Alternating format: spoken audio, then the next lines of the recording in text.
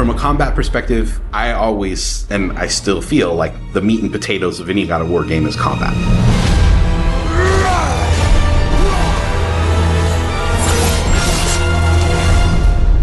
Hi, I'm Sabra, and I'm a senior VFX artist on God of War Ragnarok. My name is Grace Pan, and I'm a gameplay animator in God of War Ragnarok. Hi, I'm Stephen O'Hara, GBA, combat designer on God of War, and I create interesting and memorable creatures that players like to attack and defend against. As an animator, you gave life to characters. You make them move, you gave them personalities, you gave them weight.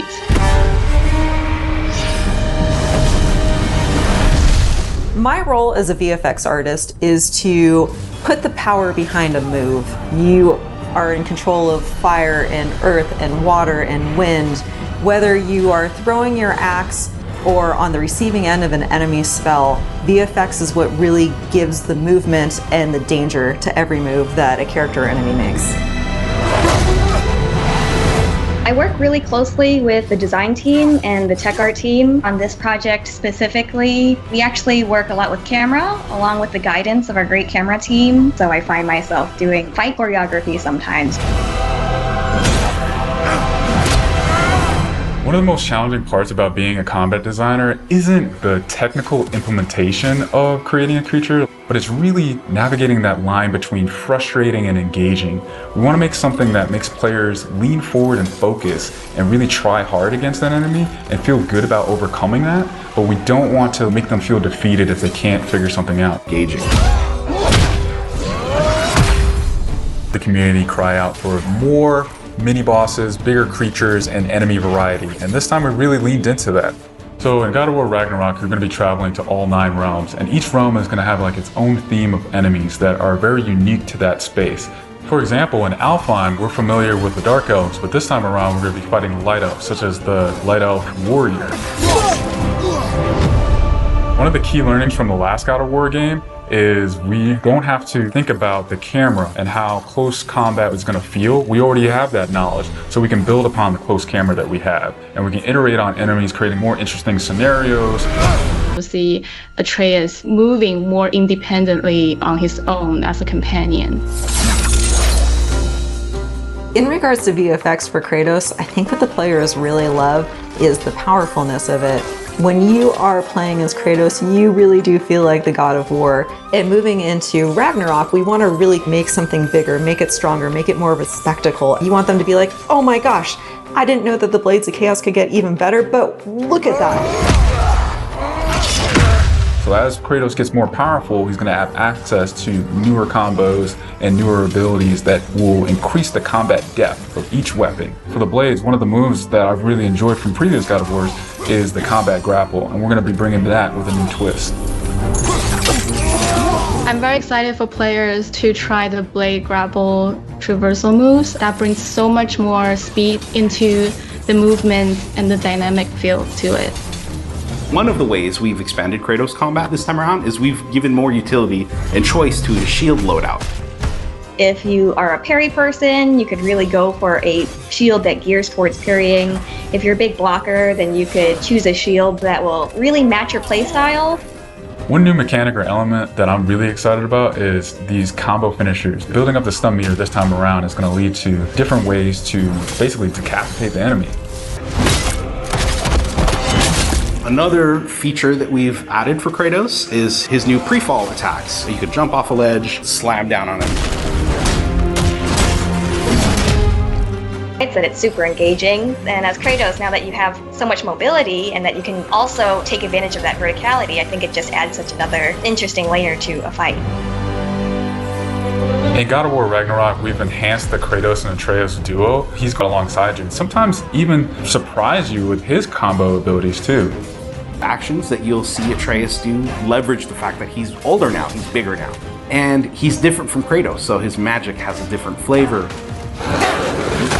Not only that they fight side by side together, there are also a lot of mini games and player interaction moments. For example, like the puzzle systems and the set pieces. You definitely will see a lot more collaborations between father and son.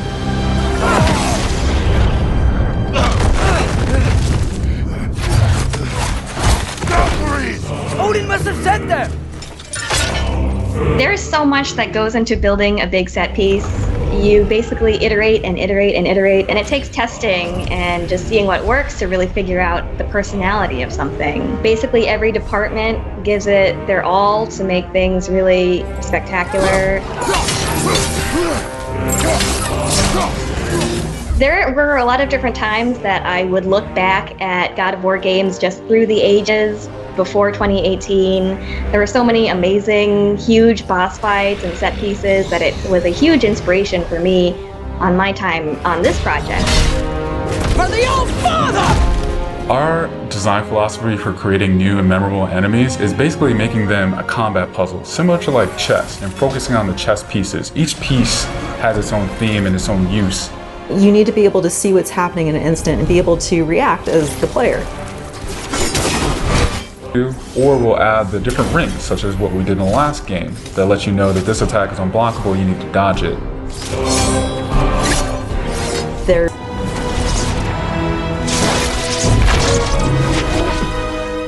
Everything you design has to be surrounding the essence of the character and a story. It's what makes it believable and memorable in the first place. I think what I'm most excited about is for players to experience the diversity of enemies that this game has to offer.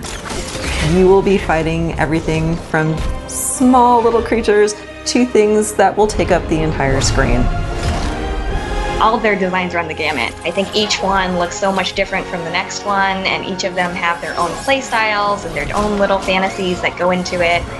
And so I think if you are really into Norse mythology, you'll be very interested to see how Sony Santa Monica has taken some of these creatures and interpreted them for God of War. There's emotion behind it and intent behind it, and by the time it gets to you, everything that has been sweated over, bled over, tested.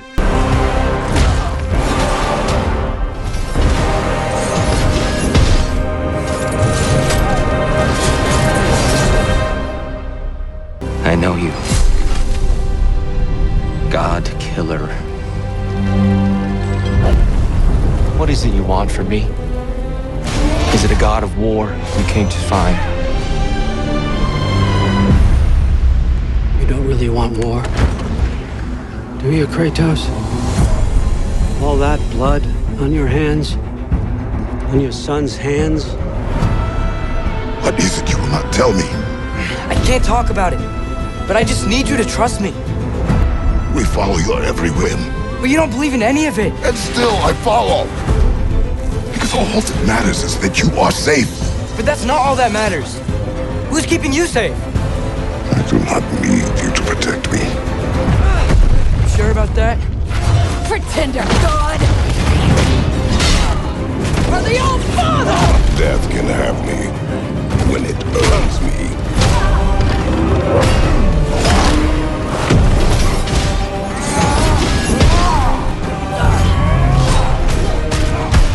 What do you even know of God's word?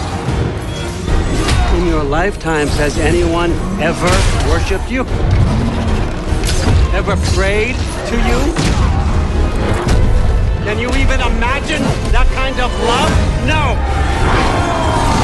You don't care about anything beyond yourself. Beyond the monster who kills without cause.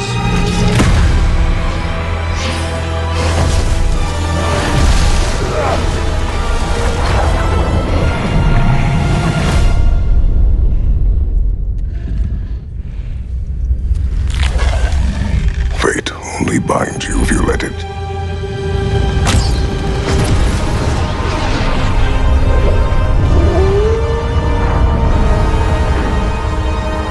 Do what is necessary. Not because it is written.